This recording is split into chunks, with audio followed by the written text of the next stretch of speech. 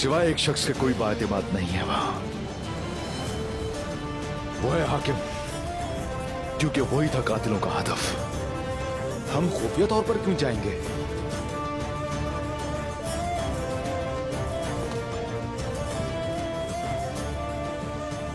हाकिम से तन्हाई में मिलना चाहता हूं मैं, किसी को इसकी खबर ना हो।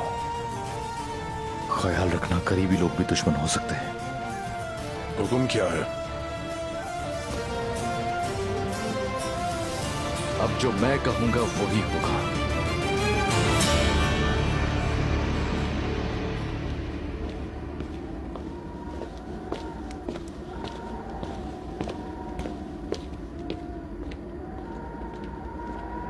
ए शम्सो कमर, इसे बड़ा बनाए।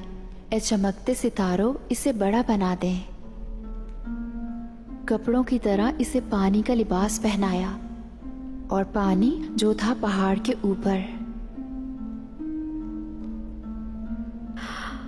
इस बात का मतलब क्या हो सकता है? पहले बाब में कहा वो होने न होने के दरमियान लटका हुआ है।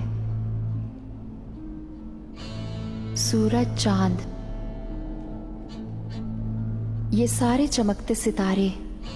आसमान, किले के अंदर आसमान तलाश करना होगा। शुमाल की तरफ फैला हुआ और खाली जगह के ऊपर।